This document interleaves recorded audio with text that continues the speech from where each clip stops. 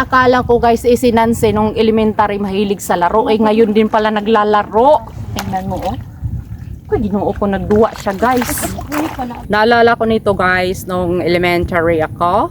Nangunguha kami ng ganito para lalagain ni mama. At ginagawa nilang pampurga dun sa baboy namin na maraming bulate. Ayan. Yan. Pampurga to guys. Siyok. Yan oh. Hindi siya sea urchin sa hindi. Siyok siya. Lalagain lang to guys at ipapainom dun sa baboy na maraming bulate. Dati yun ngayon kasi marami ng mga gamot para sa bulate. Kakatayin lang yung baboy guys at tatanggalin yung bulate sa bituka at yung bituka gagawin ng dinuguan. Ayun, solve ang problema sa bulate sa tiyan ng baboy guys. Guys, ang dami nilang napulot na mga shells. Yes guys, ang sa akin guys nyog guys, nyog. Ayan guys oh. Ang laki. Ayan oh. Yan. Nyog lang po yung nakuha ko guys. Nagpunta ako rito sa dagat para mamulot ng shell. At ngayon guys, nyog ang napulot ko. Pambirang nyog na to. Balik natin guys. Guys, may nakita na naman akong kakaiba. Na para siyang may galamay guys.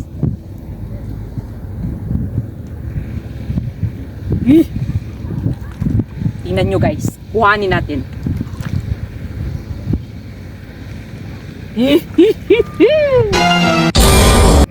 Yan. Madami. Ano siya? Ayan oh. Magaspang. Magaspang guys. Ayan. Gumagapang. Lagay ko sa palad. Ayan guys. Hindi siya octopus ha. Ayan.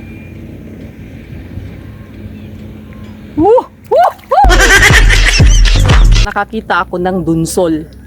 Dunsol sa Bisaya. Ngayon, ito guys, pag dumumi to guys, ito yung lukot. Yung parang pansit. Ayan oh. Yung iba nito ginugulay.